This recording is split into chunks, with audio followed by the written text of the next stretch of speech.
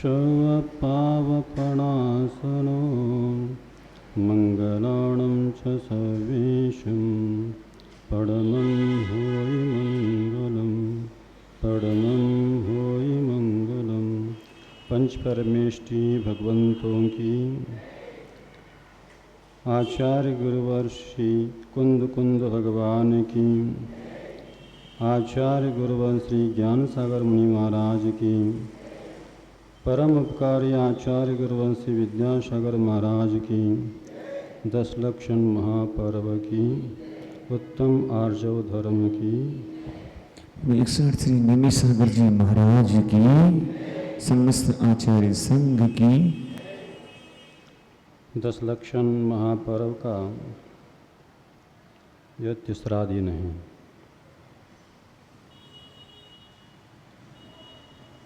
दशलक्षण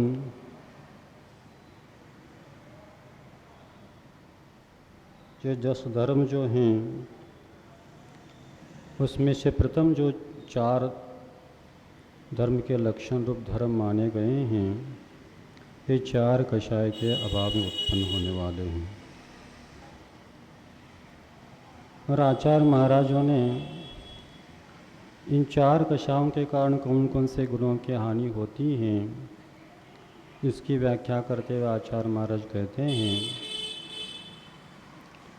क्रोधात् प्रीति हानिम, मानात् विनय उपघातो माप्नोति ही, शाट्यात् प्रत्यय हानिम, सर्वगुण विनाशको लोभः। ये जयदयाला के प्रथम पुस्तक में एक कारिका दी है, क्योंकि कषाय पावड़ के ऊपर जो जयदयाला ग्रंथ लिखी गई हैं वह आचार्य वीरसेन महाराज जी और उन्हीं के शिष्य जिनसेन आचार्य महाराज ने लिखी है। जो मूल सूत्रकार गुणधर आचार्य हैं उन्हें सूत्र की रचना की है, उसके पर टीका प्राकृत और संस्कृत में जो उनके बाद बहुत समय के बाद हुए ऐसे आचार्यों ने लिखी है, और पूरा कषाय के ऊपर ही वह ग्रंथ रचना की है। और उस कषाय पौड़ का 60,000 श्लोक प्रमाण, यानी एक श्लोक में 32 अक्षर होते हैं, ऐसे 60,000 श्लोक प्रमाण व ग्रंथ सिर्फ कषाय पर लिखी गई है, सिर्फ मोहनी कर्म के ऊपर लिखी गई है। तो उसमें ये बात बताया जा रहा है कि क्रोधात् प्रीति हानि, क्रोध करने से प्रीति की हानि होती है, और मान करने से विनय का उपघात होता है, और मायाचार करने से विश्वास का घात होता है। विश्वास एक गुण माना गया, उसका कोई विश्वास उस पर नहीं कर सकता। और लोभ जो है सर्व गुणों का नाशक है। तो इस सूत्र के माध्यम से हमें ध्यान में आता है, सबसे पहले अपने लिए बाधक यदि कोई कषा है तो लोभ कषा है। लोभ के कारण से ही मायाचार होता है, और लोभ के कारण से ही मान आता है, और लोभ के कारण से ही क्रोध होता है। तो हमें क्रोध का त्याग करना है, उत्तम क्षमा को अंगीकार करना है, तो सबसे पहले क्या करना होगा अपने को? बाह्य वस्तु के प्रति, बाह्य उपलब्धियों के प्रति अनेक प्रकार से आशा, आकांक्षा, इच्छाएं हैं, उनको अपने छोड़ना होगा।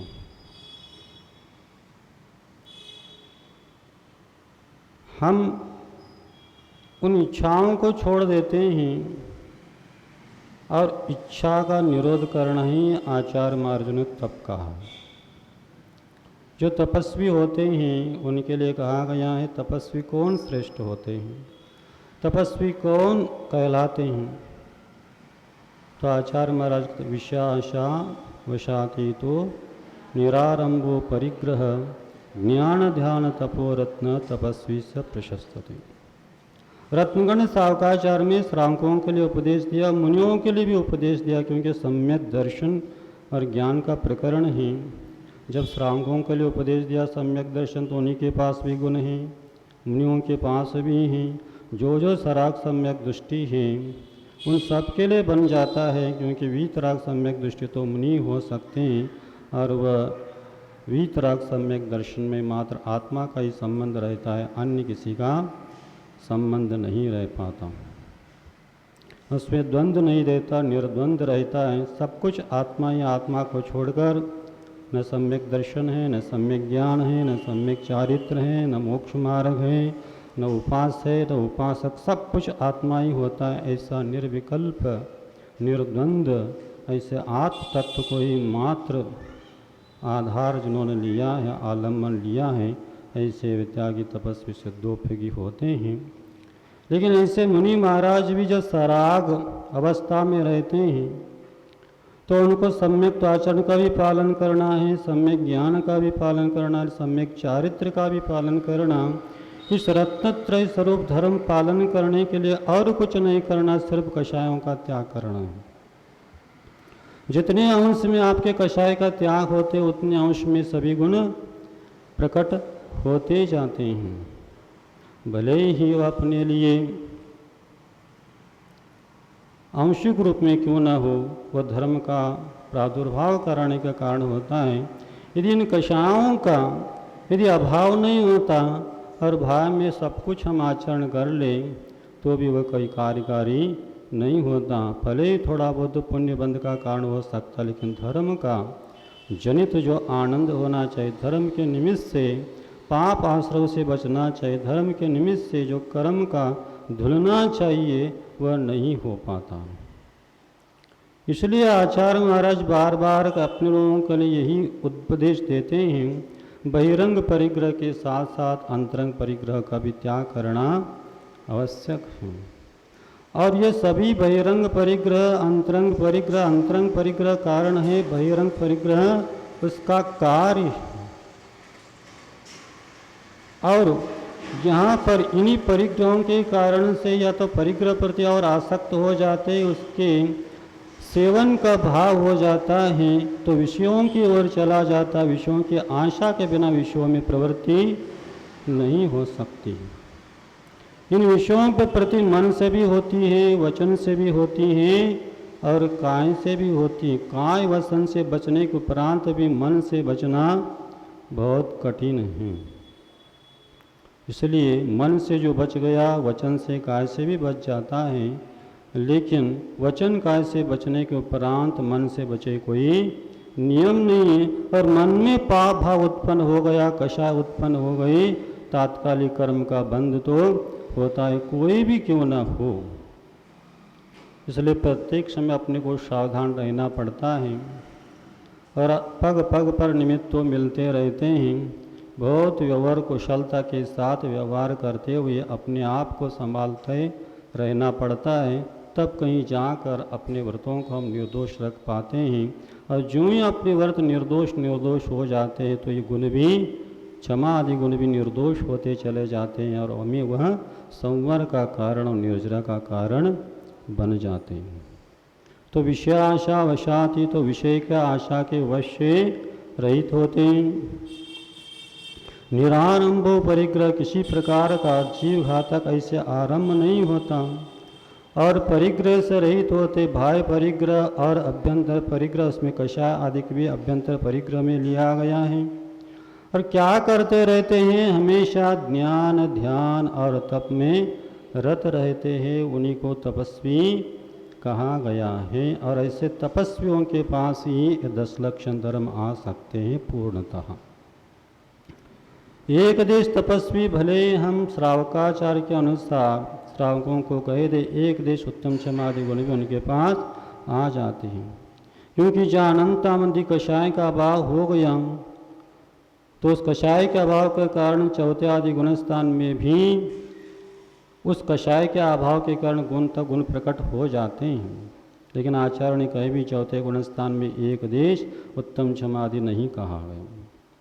और अप्रत्याख्यान कषाय के अभाव में जो देश वृत्ति होते हैं, वहाँ पर भी एक देश उत्तम क्षमादि गुण माने गए हैं।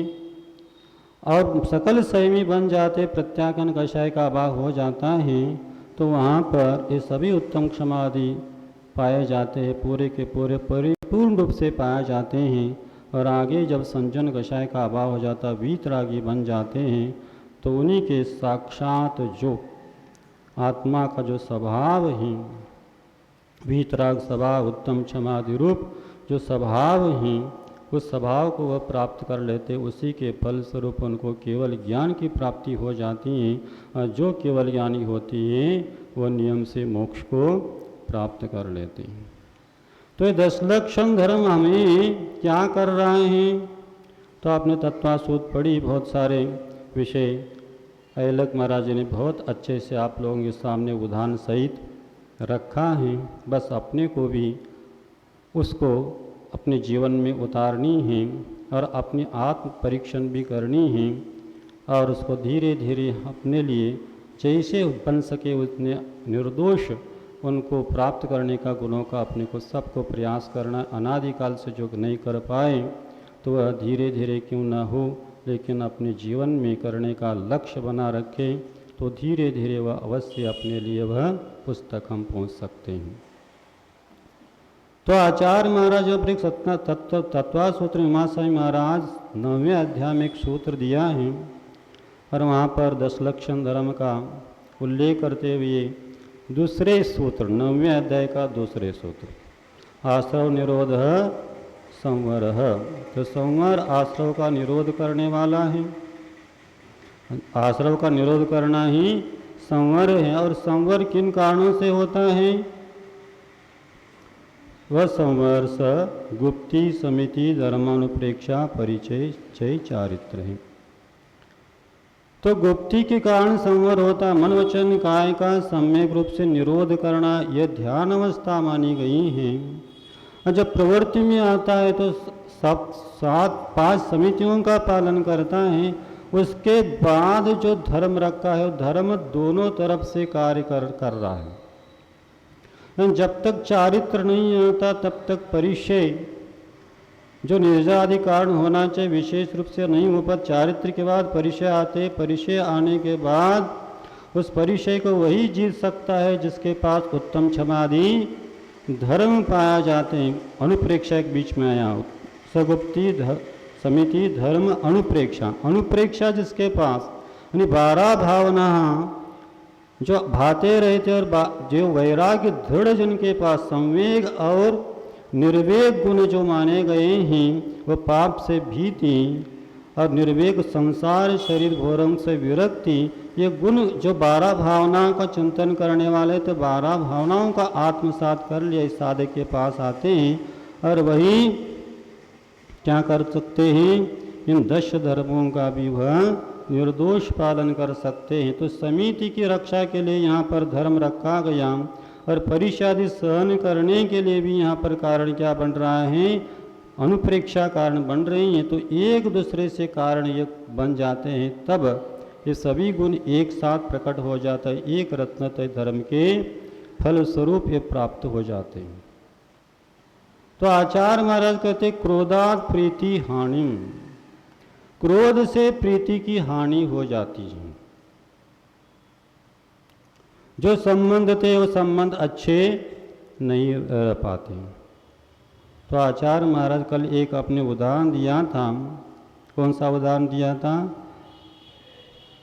कल नहीं परसों उत्तम क्षमा के दिन पार्श्वनाथ भगवान का उदाहरण दिया था। तो पार्श्वनाथ भगवान राजवार्तिकारणी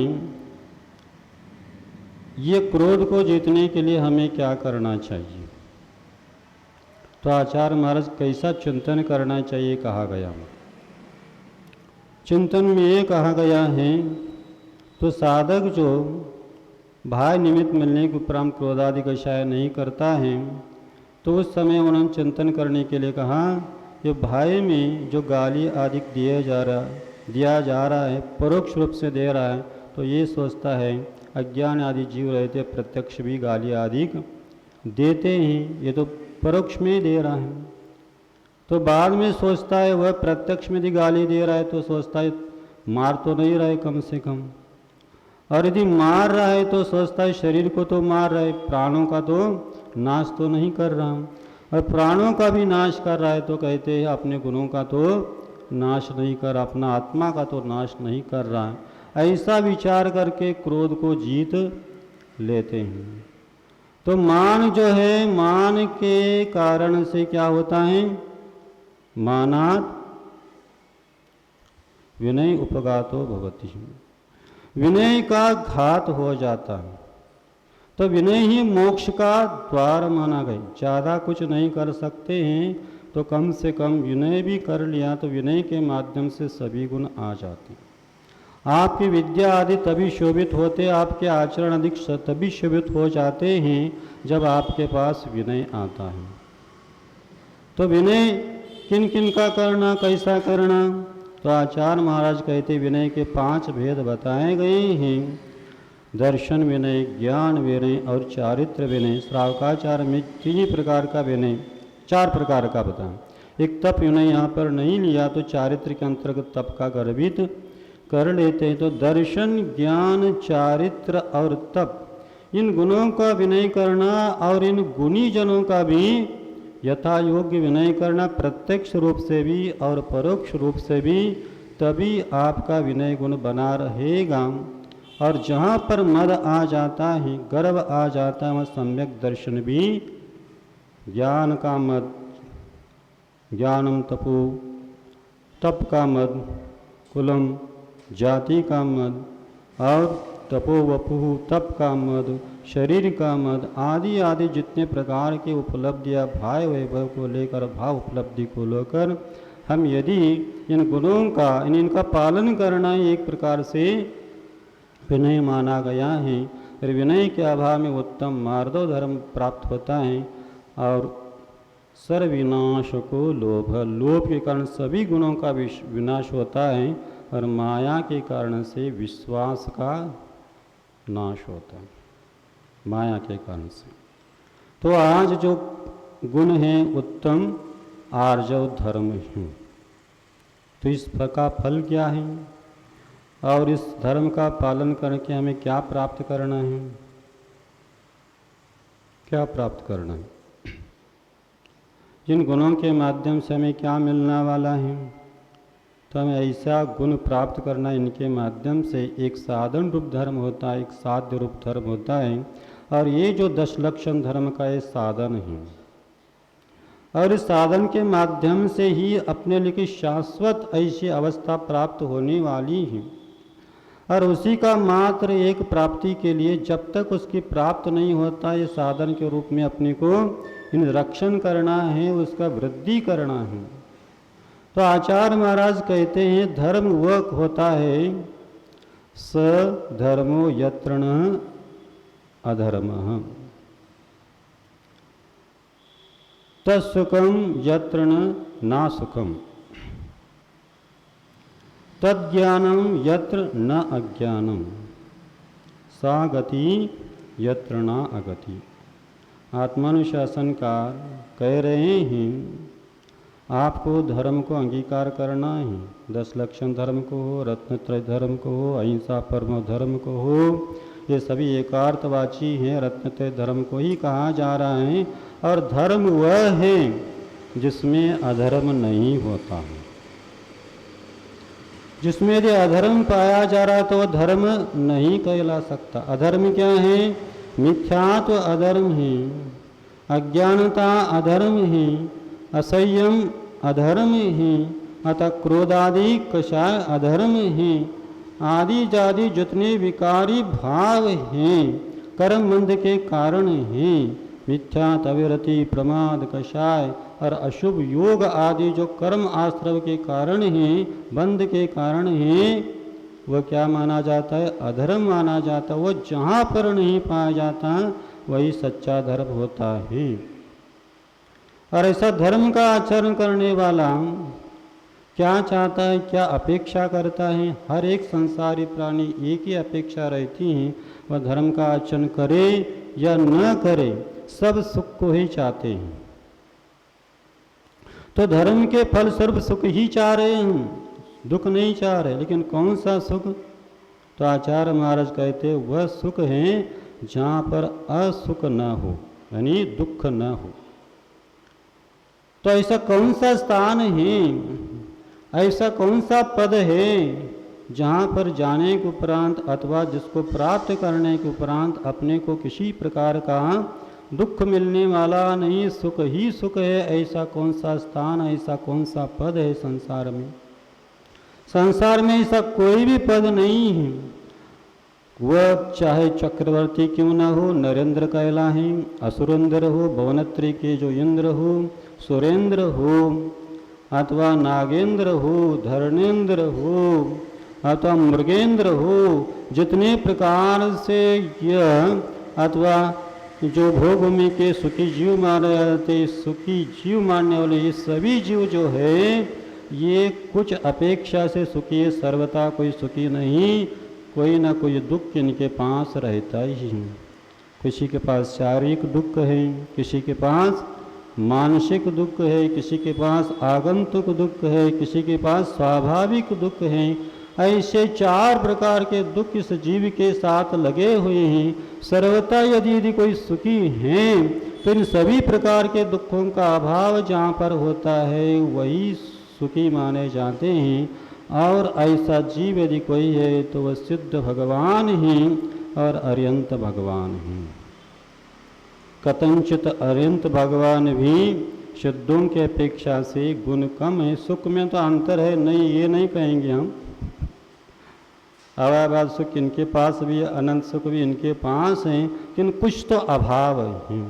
शुद्धत्व के प्राप्ति के बाद जो आनंद आता है वह अरियंत अवस्था में भी नहीं आने वाला। जब तक शरीर है तब तक वह कभी भी शरीरातीत अनुभव नहीं कर पाते। और शरीर अतीत होना ही ये धर्म का फल है, उसको पाने के लिए सब कुछ कर रहे हैं। लेकिन यहाँ पर शरीर के साथ कर्म भी लगा हुआ, कर्म भी एक प्रकार के शरीर ही है। तत्व सूत्र में आया है शरीर कितने प्रकार के होते हैं, है कि नहीं आया? तदादीन भाजान युग पे सुनना चतुर्भ्य, एक सूत्र है ना। एक साथ कितने शरीर होते हैं, अनादि संबंधी शरीर का वर्णन नहीं है, आया ना।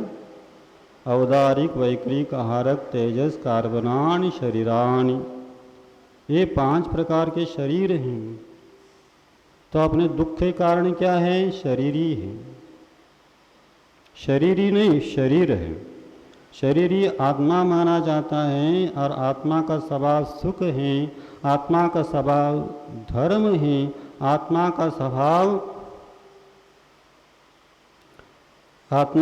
वीतरागता है। आदि आदि गुणों से भरा हुआ ऐसा आत्मा है। अपने को अन्य कुछ नहीं पाना, एक आत्मा को पाना। सिद्धि सात्वोपलब्धि ही, सिद्धि को पाना अपना लक्ष्य ही। और स्व आत्मा की उपलब्धि आत्मा के स्वरूप, यानी जो आत्मा अन्य के साथ कोई संबंध नहीं रहे, मात्र आत्मा ही अकेला बना रहे, उस अवस्था को प्राप्त करना यही सिद्धि मानी जाती है। और उसी अवस्था में अनंत सुख की प्राप्ति अनंत काल तक बने रहने वाला है। अनंत परमेष्टि कुछ समय के लिए भले हैं, लेकिन वो भी अनंत काल तक बने रहने वाले नहीं। लेकिन अनंत बनने के बाद सिद्ध अवश्य बन जाते हैं। और अपनी लक्ष्य होना चाहिए जीवन का सिद्ध बनने का। और सिद्ध बनने के लिए सब कुछ है। अनादिकाल से हम सिद्ध बनने के लिए निकले हैं, लेकिन आज तक हम सिद्ध नहीं बन पा रहे हैं। और संसार में ही संसार के 4 गति में भ्रमण कर रहे हैं। और सिद्ध अवस्था को प्राप्त करने के लिए और सिद्ध होने के उपरांत जो गति होती हैं वो कौन सी गति होती हैं? सिद्ध बनो या न बनो, गति तो आपके अनुश्रेणी से सीधी गति होने वाली है। लेकिन अविग्रह जीवस्य है। विग्रह तो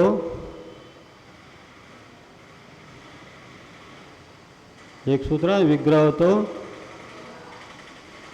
हमें याद नहीं, इसलिए आपको पूछ रहा हूँ। एकम दो त्रिणारक है। अनारक कितनी अवस्था होती हैं? तो 4 समय से पहले पहले विग्रहगति वाला पहुँच जाता है। ये भी सूत्र है ना। अविग्रह जीव शुद्ध जीव का जो गति होती है अब बिना मोड़े वाली गति होती है, यानी रुजु गति होती है। तो जो सीधी गति मानी जाती है रुजु गति मानी जाती हैं, और टेढ़ी गति जो मानी जाती हैं वह विग्रह गति मानी जाती है, मोड़े वाली गति मानी जाती है। संसारी प्राणी दोनों प्रकार के गति वह कर सकता है, लेकिन अपने शुद्ध जीव जो है नियम से रुजु गति से सरल गति से जाते हैं। इसलिए अपने आत्मा का स्वभाव ऊर्ध्व गति स्वभाव है और रुजु गति स्वभाव है, ये भी कह दिया तो कोई बाधा नहीं आते। तो आत्मा का स्वभाव जैसे गति सिद्ध होने के उपरांत रुचि गति से गाते ऊर्ध्व गति गमन करते हैं, ऐसा ही हम लोग भी अपने परिणाम, जब योग में अपने को रुजता आएगी तभी हम क्या होंगे, रुचि गति के माध्यम से ऊर्ध्व गति के माध्यम से हम सिद्धालय में जाके विराजमान होंगे। और वह ज्ञान है जहाँ पर अज्ञान नहीं है। हम सभी ज्ञानी हैं कि अज्ञानी हैं? हम सभी अज्ञानी हैं। अज्ञान कहाँ तक चलता है? 12वें गुणस्थान तक चलेगा। जब तक सर्वज्ञ नहीं बनते हैं तब तक सभी अज्ञानी हैं।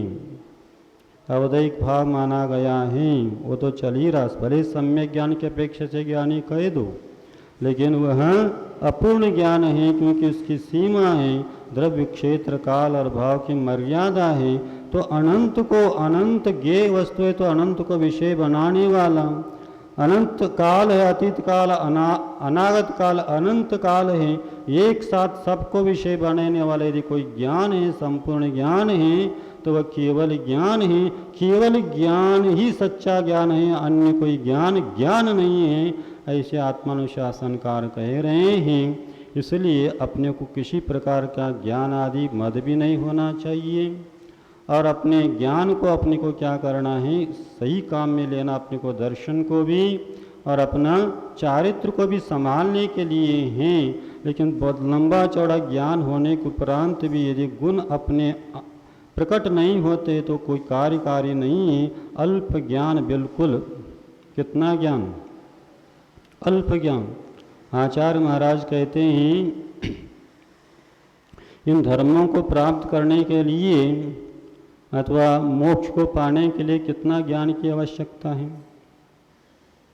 तो ज्ञान बंध का कारण है क्या अज्ञान बंध का कारण है? तो आचार्य महाराज कहते हैं न ज्ञान बंध का कारण है, न ज्ञान योजना का कारण है, अज्ञान बंध का कारण है। मोह रहित जो ज्ञान है वही क्या है? मोक्ष का कारण है, सुख का कारण है। कम ज्ञान है, अधिक ज्ञान है, इससे कोई मतलब नहीं। आपके पास क्या नहीं होना चाहिए? मोह नहीं होना चाहिए। यानी सम्यक दर्शन सहित जितना भी ज्ञान है वह आपके लिए मोक्ष का कारण बन जाएगा। यदि लंबा चौड़ा ज्ञान 11 9 का भी ज्ञान है, यदि सम्यक दर्शन नहीं है तो आपके लिए वह मोक्ष का कारण नहीं होगा, सुख का कारण नहीं होगा, वह दुख का ही, संसार का ही कारण होगा, मोक्ष का कारण नहीं हो सकता। तो तुष्माश घोषम, तुष्माश घोषयन्तु, तुष्माश यानी तुष भिन्न है और माश भिन्न है, छिलका अलग है और दाना अलग है। इतने मात्र ज्ञान करने वाले शिवभूति मुनि महाराज अपने भावों को उन्होंने विशुद्ध बना दिया, और जो महान भाव महान सामर्थ्यवान माने जाते हैं और वो भी केवल ज्ञान को प्राप्त कर लिया। केवल ज्ञान पड़म जादो हो, आचार मत शीघ्रता से प्राप्त कर लिया, तो उनके भेद विज्ञानता मोह से रहित उतना ही ज्ञान उनके लिए कार्यकारी हो गया और मोक्ष को प्राप्त कर लिया। और मोक्ष को प्राप्त होने को उपरांत वह सा गति, वह गति मानी जाती है, वहाँ से पुनः न आगति, आना नहीं होता। जाना वहाँ पर अपने को जहाँ से आना नहीं होता, ऐसा सिद्ध गति मानी है। और उस सिद्ध गति की प्राप्ति जो होती है इन्हीं आर्जव आदि गुणों के कारण से प्राप्त होती है। मन वचन काय में कुटिलता नहीं लाना, सरलता होना, यही आर्जव धर्म कहा गया है। ये सरलता अपने को यदि प्राप्त करना है तो बच्चों से हम ले सकते हैं। बड़े कोई के पास भी हम ये गुण पूर्ण रूप से देखना कठिन है, मिलना बहुत ही कठिन है। ये देखेंगे तो यथा जात रूप को धारण करने वाले ऐसे बालक के पास देख सकते हैं, तो यथा जात रूप धारण करने वाले ऐसे महाव्रती के पास ही हो सकता है। इसलिए अपने को बड़ा नहीं बनना, सबको छोटा ही बनना है। लेकिन छोटे होकर भी बड़प्पन भी नहीं दिखाना है, तो तभी अपने पास क्या होगा, आर्जव धर्म आएगा। तो आचार्य महाराज कहते हैं जो छोटा बालक है उनसे हम सीख सकते हैं आर्जव धर्म क्या होता है और कैसा होना चाहिए। एक उदाहरण के माध्यम से हम समझ लें। एक छोटा बालक, बिल्कुल अबोध बालक, जो जितने भी जन्म ले चुके हैं सब छुटपन में आर्जव धर्म का पालन करने वाले ही होते हैं, और ज्यों ज्यों बड़े होते, बड़े के सानिध्य में आ जाते और बड़े प्रशिक्षण देते हैं, तब अपना स्वभाव को भूलकर वह इसी के अनुसार इसके बिना चलेगा नहीं, या तो आप स्वयं का भी कषाय उत्पन्न हो जाता है और देखकर भी सीख लेता है और वह अपना आर्जव को छोड़ देता है। मायाचार के कारण अनेक प्रकार से कुटिल कार्य करने लग जाता है। इसी के कारण से वह असंयम्य और फंसता जाता है। तो एक छोटा बालक, उसके पिताजी कहते हैं मैं अंदर हूँ और कोई भी आए जा तो बता देना, पिताजी घर में नहीं हूँ नहीं है। और बैठ गया बच्चा बाहर, और बच्चा बाहर बैठ गया और अचानक एक व्यक्ति आ ही गया और पूछ लिया पिताजी घर में हैं क्या? हाँ, पिताजी ने कहा है मैं घर में हूँ और कोई आ जा तो बता देना, पिताजी घर में नहीं है। उनको ये नहीं बताया तो ये नहीं बताना मैं घर में हूँ, इतना बता देना, ऐसा नहीं कहा था उन्होंने। और जैसा कहा था उन्होंने सरलता से वैसा ही कह दिया, और बाद में बच्चे को क्या करना पड़ा, डंडा खाना पड़ा। अब को धर्म का पालन करेंगे, सरलता रखेंगे, तो वह जो सरलता आगे वाला नहीं चाहता, बड़ों से डंडा खाना पड़ा। तो इतनी सरलता, जैसा है वैसा ही हम रहें, मन में जैसा है ऐसा वचन में रहे, वचन में जैसा रहते हैं वैसा ही क्रियाकलाप हो। मायाचर एक ऐसी वस्तु है अथवा लोभ एक ऐसी वस्तु है, दोनों राग रूप माने हैं, और राग का प्रकट भी रह सकता है, अप्रकट भी रह सकता। प्रकट यदि होता है बराय क्रियाकलाप से प्रकट होता है, वचन से होता है और काया से होती है।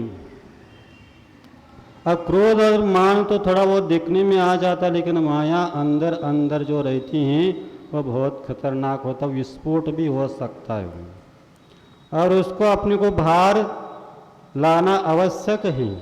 यदि बाहर नहीं लाएंगे, कन्नड़ में कहा था घम्मान घुस गया, जो कुछ कहता नहीं, बोलता नहीं, कहीं भी व्यक्त नहीं होता, अंदर अंदर वह सभी कूट रचना करता, उनसे बचना बहुत खतरनाक है।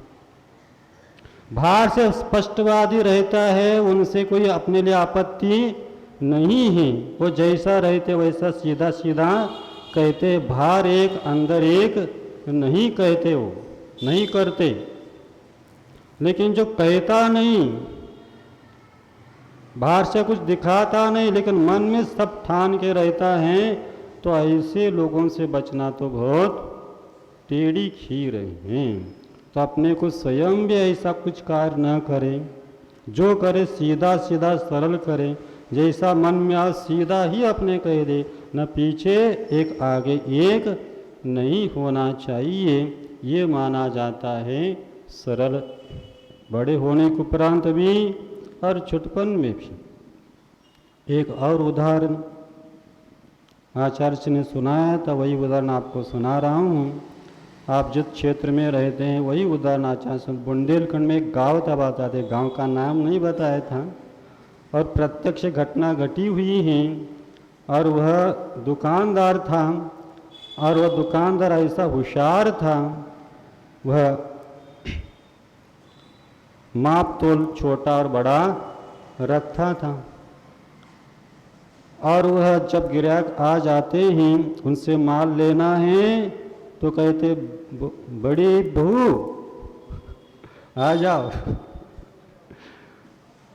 और देना हो तो छोटी बहू आ जाओ। कोई बहू कुछ नहीं था, सब नौकरी थे, और वह बहू आ जाती थी। यानी लेना हो तो बड़ा प्रस्थ माप, और देना हो तो छोटा रहता था। वो बड़ी बहू करने से बड़ा प्रस्थ आता था, और छोटी बहू करने से छोटा प्रस्थ आ जाता था। इससे व्यापार चला था। मैं पूछना चाहता हूँ, आपका जो व्यापार है, तो कोई भी उद्योग है, कोई भी व्यवहार है, कोई भी संबंध है, वो किस पर टिका हुआ है? एक विश्वास पर टिका हुआ। जिस दिन अविश्वास ऐसा उसको आगे का मालूम होगा तो आपका कोई व्यवहार नहीं करना चाहेगा, आप पे मध्यस्थ रहेगा, आपसे दूर रहना चाहेगा। लेकिन हम विश्वास, हर क्षेत्र में आप विश्वास कमा लो। विनोबा भावे जी कहते थे, आज का उद्योग धंधे में धोखाधड़ी का बाजार हो गया। हाँ, तो ये आचार्य ज्ञान सागर महाराज जी ने अपने कर्तव्य पद प्रदर्शन लिखा है, उसमें एक सत्य ही परमेश्वर एक पाठ है। उसमें ये कहा गया है, व्यापार का मतलब, व्यवसाय का मतलब क्या है? जहाँ पर उत्पन्न होता है उस वस्तु को भोक्ता के साथ योग्य दाम पर, उचित दाम पर पहुँचाने का, व्यापकता देने का नाम व्यापार। उसमें सेवा है, उसमें अपने को कमाने का साधन नहीं है, सेवा है। उसमें उचित आपको जो मिलता है वही आपका आजीविका का साधन मानना चाहिए। उदाहरण दिया है, जैसे समाचार पत्रिका जहाँ छपती है, जिस रेट पर अथवा जिस मूल्य पर मिलता है, घर बैठे बैठे भी उतने मूल्य पर ही आपको मिल जाता है। और उचित जो रहता है कर, सभी कर मिलाकर इसमें दिया, रेट जो लिया गया वो सब कर मिलाकर आपका भी उसमें है, ऐसा नहीं। तो सभी को एक दाम पर मिलना चाहिए, तब आपके प्रति विश्वास बढ़ जाता है। वो भी एक प्रकार से आपके पास धर्म का पहचान है, और धर्म प्रभावना भी ऐसे होती है। आज के समय में भी ऐसे ऐसे दुकानदार हैं, एक ही दाम पर बेचने और उचित दाम पर, न कम न ज़्यादा। ऐसे एक नहीं अनेक हम साक्षात उदाहरण भी दे सकते हैं। एक कर्नाटक में भी देखा, एक महाराष्ट्र में भी देखा, और उनके यहाँ तो नंबर लगाकर माइक से पुकारना पड़ता है, ग्राहक को आपका नंबर आया है, आ जाओ। उन्होंने विश्वास कमा दिया। उनके बाप दादाओं ने जो माल अच्छा रखा, मायाचार नहीं करते, योग्य दर पर दो दिया, सबको एक जैसा। छोटा सा बालक क्यों ना आए, बड़े क्यों ना आए, पढ़े लिखे नहीं क्यों ना आए, बिना पढ़े लिखे क्यों ना आए, जब उसको सभी उचित भाव में मिलता है, अच्छा माल मिलता है, तो उन्हीं के नाम से आज तक दुकान चल रही। बस अन्य भी कोई लोग दुकान खोलना चाहते, कहते उसी नाम मुझे देना है, माल भी उन्हीं का देते और दुकान का नाम भी आदि देते। ऐसे ऐसे सोने चांदी आदि के उपहार में भी आज भी देखने मिलते, कपड़े आदि वाले भी देखने को मिलते हैं। तो आप कुछ कमाओ या ना कमाओ, एक विश्वास कमा लो, तो आपके प्रति जो भावना है ना, सबकी अच्छा बनेगा, तो आपका भी उद्धार होगा और अन्य का भी उद्धार होगा। इसके साथ ये भी ध्यान रखना, यदि एक गुण चला जाता तो अन्य गुण भी नहीं रह सकते। जहाँ मायाचार्य आ गया, वह नियम से क्या रहेगा? लोभ रहेगा। जहाँ लोभ रहेगा वहाँ पर भाई उपलब्धि लेकर मान हुए बिना रह नहीं सकता। और जो वस्तु जिसको चाहते नहीं मिलता तो क्रोध आदि भी होने में देर नहीं लग सकती हैं। इसलिए एक गुण चला जाता है तो अन्य भी गुण चले जाते हैं। इसलिए एक का संबंध अन्य का साथ भी है। तो सबसे पहला अपने को लोभ छोड़ना होगा, मायाचार छूटेगा, फिर बाद में मान छूटेगा, फिर क्रोध छूटेगा। और राजवार्तिक पढ़ रहे थे, अभी तत्वासुद 6 अध्याय ले रहे थे, उसमें एक और आया माया त्रयोग्योनिस्य। क्षुल्लक जी, ऐलक जी ने बहुत सारे सूत्रों का कथन किया, एक सूत्र और छूट गया था। तो तो इसमें क्या बताया, माया तैरज्ञों से तिरंच आयु का बंध का विशेष कारण बताया। और तिरंच आयु का बंध कहाँ तक होता है, नीच गोत्र का बंध कहाँ तक होता है, अशुभ नामकरण का बंध कहाँ तक होता है, तो हम मायाचार संबंधित तिरंच आयु का मात्र लेंगे। उसमें ये कहा गया है तिरंच आयु का बंध द्वितीय गुणस्थान तक होता है, आगे नहीं होता। तो यहाँ पर अनंताबंधी संबंधी माया से संबंध है। क्या अप्रत्यक्ष कषाधिक आते हैं तो ऐसा मायाचार्य कर सकता है क्या? भाई छोटे छोटे उपलब्धि के लिए दूसरों को ठगाकर अपना स्वार्थ सिद्ध करना, ये कर सकता है क्या? ख्याति पूजा लाभ आदि एक प्रकार से ये भी क्या है, लोभ माना जाता है। अन्य जो वस्तु भाई में पैसा आदि संपत्ति है, इसके कमाने के लिए जो मायाचार्य देव होते हैं, क्या आगे गुणस्थान में होते हैं क्या? अप्रत्याकन संबंधी क्रोधमान माया है, प्रत्याकन संबंधी क्रोधमान माया लोभ है। संयम वो तो रहेगा, लेकिन जो दुर्गति जाने योग्य ऐसा मायाचार कौन सा है, उसको कैसा पहचाने हम? तो निश्चल्य वृत्ति जो महाराज जी ने कहा था, तो निश्चल वृत्ति सम्यक दृष्टि शल्य सहित रहता है क्या? पहला प्रतिमा ही कह रहा आपको निश्चल्य होना है, और पहला प्रतिमा यही कह रहा है तो सम्यक दर्शन को निर्दोष रखना। जहाँ माया मिथ्या और निधान आ जाता है वहाँ सम्यक दर्शन नहीं रह सकता, और सम्यक दर्शन नहीं रहेगा तो अन्य कोई आपके धर्म उत्पन्न ही नहीं हो सकते। यार दसवेयम धम्मम सम्मम पूवम धम्मयम सागर अनगान उत्तम सुसंपजुत्ते 12 स्वामिवेका में कहते 11 प्रकार का धर्म श्रावकों का है, 10 प्रकार का धर्म ये मुनियों का है, और इस सम्यक्त पूर्वक ही होते। सम्यक्त रही तो कोई ये धर्म हो ही नहीं सकते, ये कोई व्रत हो ही नहीं सकता है, ऐसे केवली भगवंतों ने कहा है।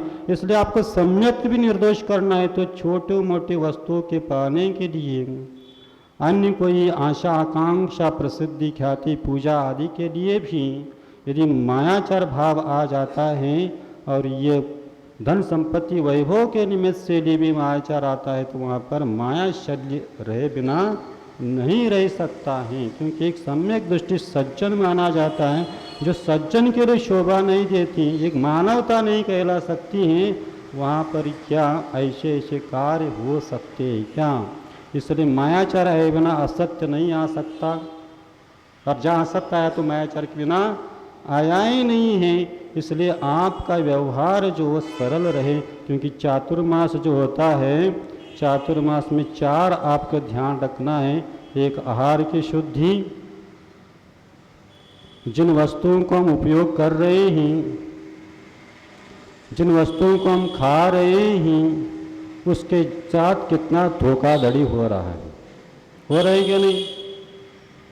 हम अपने पैरों में कांटा न चुभे इसलिए हम पादत्राण डाल के जाते, दुख होता है। लेकिन किसी जीव को सौदे पंचेंद्र को घात करके उसमें भोजन में बनाकर यदि दे रहे, उसका हम सर्रास कार्य त्याग करने के लिए आगे पीछे देख रहे हैं, तो अपने विकास कहाँ दया है, और दया धर्म का मूल कहाँ है? यदि मूल ही नहीं है तो कहाँ क्षमा, कहाँ मार दो, कहाँ हार जो, कहाँ शौच आदि, क्या बात करना, सब व्यर्थ है, बातें मात्र रह जाएंगे। अनादिकाल से हम सभी लोगों ने ऊपर से ऊसई क्या बोलते हैं बुंदेलखंड में, ऊसई बोलते हैं, खाना पूर्ति ऊसई करके आए हैं। इसलिए अपने अंतरंग से धर्म लाना है तो आपका आहार शुद्ध है, आपके विचार शुद्ध हो, आपका आचार शुद्ध हो, आपका व्यापार शुद्ध हो। ये चातुर्मास के 4 चरण कह दो तो कोई बाधा नहीं। यदि ये 4 आपके जीवन में शुद्ध हो गए तो आप शुद्धि करने की आवश्यकता नहीं। आपका धर्म शुद्ध हो गया, धर्म शुद्ध हो गया तो आपकी आत्मा शुद्ध हो जाएगी, और परमात्मा जानता है हम कितने शुद्ध है और अन्य कितने शुद्ध है। इसे दूसरों की शुद्धि करना नहीं, अपने ही शुद्ध करना है। और एक दूसरी बात बता रहा था, राजवार्तिकार श्लोक वार्तिकार कहते हैं क्या क्रोध, मान, माया, लोभ ये चारों बंध के कारण हैं? ये जय दौलत में भी आया है। कहते चारों दोष हैं क्योंकि कर्म के आश्रव के कारण हैं, इसलिए चारों हे हैं। और क्रोध, मान, माया तो हे है ही, लेकिन लोभ कथंचित उपादेय भी माना है और क्रोध आदि भी कथंचित उपादेय भी माना है। कहाँ माना है? आत्मानुशासन में माना। कैसा क्रोध? अपने धर्म नाश हो जाए इसके लिए अपने क्रोध आदि नहीं करना, लेकिन अपने धर्म की वृद्धि के लिए क्रोध आदि कर सकते हैं। क्या बात है इसमें? हाँ है, बहुत अच्छी। अपने आप के प्रति क्रोध आना चाहिए। मैं क्यों संसार में यह दुख का अनुभव कर रहा हूँ? अपने दोषों के प्रति अपनी क्रोध आना चाहिए। अपने निंदा अपने आप की करना चाहिए। हम पर की निंदा करने में घंटों घंटों निकालते हैं, बिल्कुल पता नहीं पड़ता। और आत्मनिंदा के लिए प्रतिक्रमण बिठा जाए तो प्रतिक्रमण भी ढंग से नहीं कर पाते हैं। इसका मतलब क्या? आत्मनिंदा अच्छी नहीं लगती, पर निंदा अच्छी लगती। पर के प्रति गुस्सा कर लेंगे, लेकिन आत्मा के प्रति गुस्सा कभी करते ही क्या? करना चाहिए, प्रत्येक समय करना चाहिए। अभिमान भी करना चाहिए। कौन सा अभिमान? स्वाभिमान रखना चाहिए। स्वाभिमान जब तक नहीं आता तब तक आप अपना धर्म रक्षण नहीं कर सकते हैं।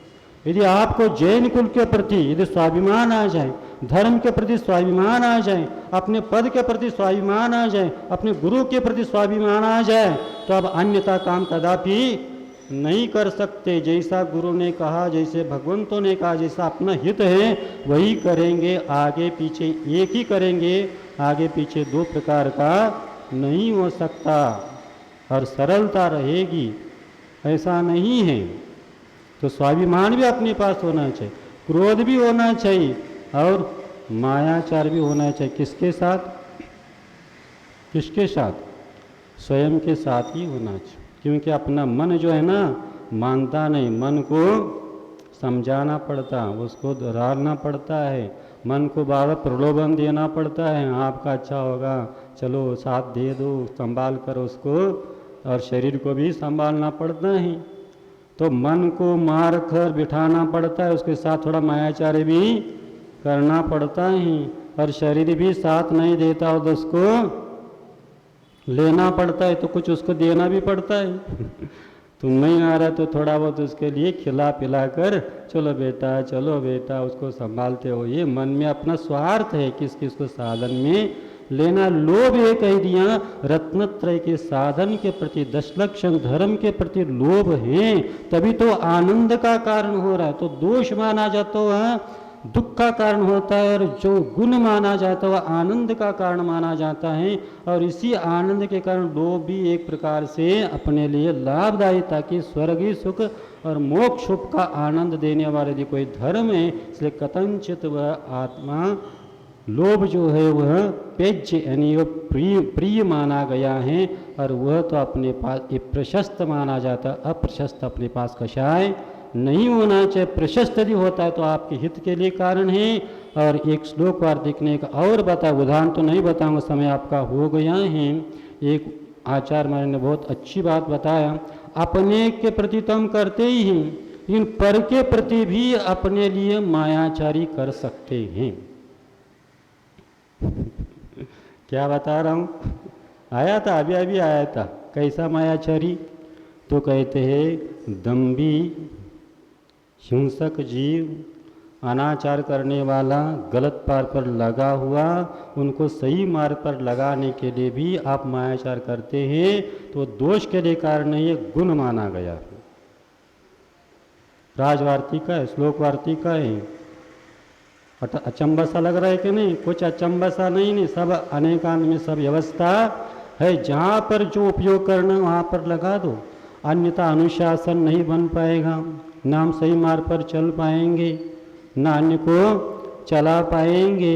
और मात्र अपना अपना देखते रहेंगे तो तीर्थ परिवर्तन भी नहीं होने वाला है। और अपनी आत्म गौरव को रखना है तो आपको सभी प्रकार के नीतियों के साथ चलना पड़ेगा। इसलिए जो जहाँ आवश्यक है उसका वहाँ पर उपयोग अच्छा के लिए करता है, अभिप्राय उसका अच्छा है, उसमें कोई स्वार्थ नहीं है, तो वहाँ पर कोई हानिकारक नहीं है। यदि आप अपने स्वार्थ रखते हैं और गलत अभिप्राय आपका है तो कर्मबंध का कारण है। यदि अभिप्राय अच्छा है तो कोई कर्मबंध का कारण नहीं हो सकता। वह अपने हित के लिए होगा, वो परहित के लिए होगा। यदि क्रोध करना सर्वथा वर्ज्य है तो अपने बच्चों के प्रति डांटना नहीं चाहिए। क्या होता है देख लो, कोई गलत पार पर चल रहा है तो डांटना नहीं चाहिए, तो क्रोध अच्छा नहीं माना। किसी भी प्रकार का क्षत्रिय कुलीन है, कितना भी अवस्था दुरावस्था आ जाए, लेकिन वह अपने गौरव को छोड़ता नहीं, दीनहीन नहीं होता। वह स्वाभिमान है, उसका एक प्रकार का अभिमान होते हुए भी वह गुण माना गया है।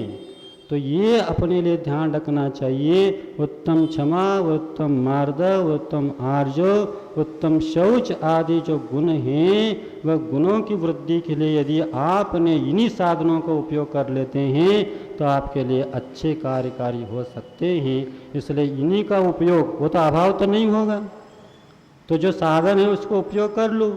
उसको पर को लक्ष्य नहीं बनाते, स्व का ले लो, पर को बना भी देते तो अच्छा अभिप्राय से ले लो, तो कोई बाधा नहीं आ सकती। तभी तो गुरुजन जो होते हैं वह शिष्य आदि के लिए भी यथा योग्य सभी प्रकार के दंड दे देते हैं। ऐसा नहीं है हाँ सीधे सीधे दंड दे दो, ऐसा नहीं होता। थोड़ा बहुत कृत्रिमता भी अपनाना पड़ता है।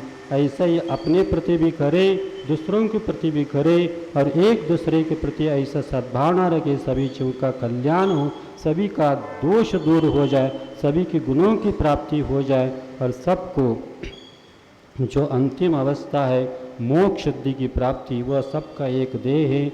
और हर संसार में जो आए तो संबंध तो रहेंगे, संयोग है तो योग भी रहेंगे, और कुछ समय के लिए रहते हैं, लेकिन वह संबंध संयोग और योग में अपने को हर्ष विषाद नहीं करना, अपने कर्तव्य को ध्यान में रखते हुए, अपने पद को ध्यान में रखते हुए, अपने धर्म को याद रखते हुए हमेशा अपना मार्ग प्रशस्त करने का प्रयास करना चाहिए।